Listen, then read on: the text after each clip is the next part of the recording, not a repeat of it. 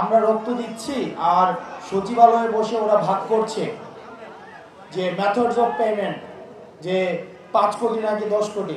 বলতেছি যে আমি ভাই নির্লোভ মানুষ, আমার এত লোভ নাই, 5 কোটি চলবে।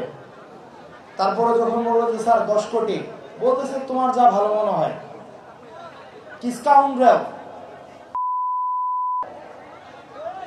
রাস্তার মধ্যে শিক্ষার্থীরা রক্ত দিয়েছে, ছাত্র জনতা রক্ত দিয়েছে, এই বার্ধক্যের নেতৃত্ব সচিবালয়ে বসে আমাদের রক্ত মারিয়ে তারা টাকা ভাগ করে।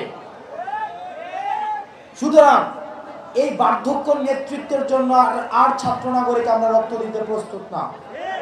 আমরা আমাদের জায়গা থেকে স্পষ্ট করতে চাই, আপনারা যারা সচিবালয়ে বসে নীতি নির্ধারণ করছেন আপনারা সচেতন হন। কারণ ছাত্র নাগরিক 5 তারিখ যেভাবে হাসিনাকে তার মসনদ থেকে নামিয়েছে, আপনাদের সচিবালয় ঢাকা বিশ্ববিদ্যালয় থেকে 4 মিনিট ওয়াকিং ডিস্টেন্স। আপনারা সচিবালয়ে বসে 5 কোটি না 10 কোটি ভাগ করবে, আর আমি আমার বাজারে গিয়ে আমি আমার প্রতিদিনের নিত্য প্রয়োজনীয় জিনিসটি কিনে আনতে পারবো না, এই জিনিসটা হবে না।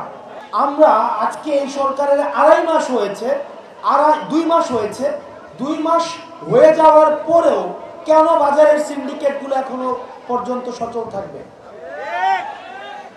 বাজারে কেন যে সবজিটা উত্তরবঙ্গে 30 টাকা, কি কারণে সেটা ঢাকায় এসে 100 টাকা হয়ে যাবে?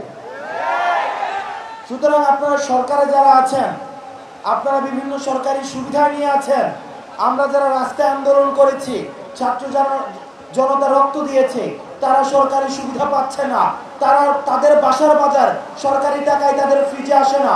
সুতরাং বাজারের সিন্ডিকেটগুলো ভেঙে দিয়ে সাধারণ মানুষের কাছে যেন বাজারগুলো পৌঁছে যায়, আপনারা সেই ব্যবস্থা দ্রুততম সময়ের মধ্যে করুন।